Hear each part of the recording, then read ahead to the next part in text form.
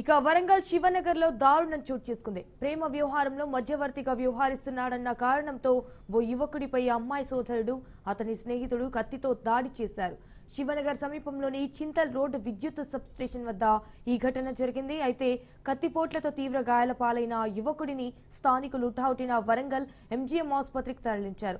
మల్లారెడ్డి నగర్ కు చెందిన ఓ యువతి ఓ యువకుడు కొంతకాలంగా ప్రేమించుకుంటున్నారు. ఈ విషయం కాస్త అమ్మాయి కుటుంబ సభ్యులకు తెలిసిందని, మధ్యవర్తిగా ఉన్నాడని, ఆ యువతి ప్రేమ వ్యవహారంలో వరంగల్లోని మైసయ్య నగర్ కు చెందిన యువకుడు మధ్యవర్తిగా వ్యవహరిస్తున్నారని ఆమె కుటుంబ సభ్యులు వినయ్పై కక్ష పెంచుకున్నారు.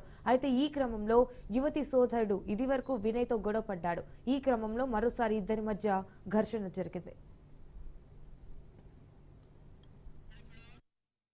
అప్పటికే పగ పెంచుకున్న యువతి సోదరుడు అతని స్నేహితుడితో కలిసి చింతల్ రోడ్డు సమీపంలోని సబ్ స్టేషన్ వద్ద వినయ్పై దాడికి దిగారు. దీంతో ఆయన తప్పించుకునే ప్రయత్నం చేయగా అప్పటికే తన వెంట తెచ్చుకున్న కత్తితో వినయ్ని పొడిచారు. దీంతో వినయ్ తీవ్రంగా గాయపడగా నిందితులిద్దరూ అక్కడి నుంచి పరారయ్యారు.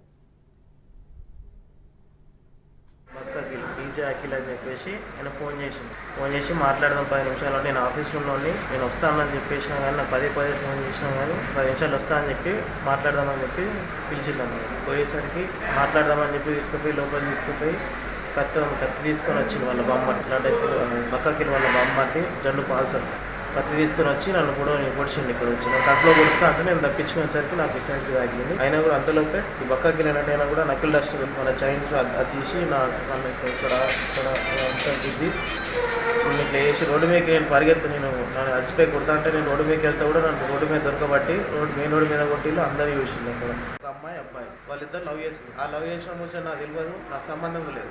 వాళ్ళు పెళ్లి చేసుకో కూడా చేసుకోలేదు, ఇంత లేచిపోయి అంటే అది కూడా లేదు.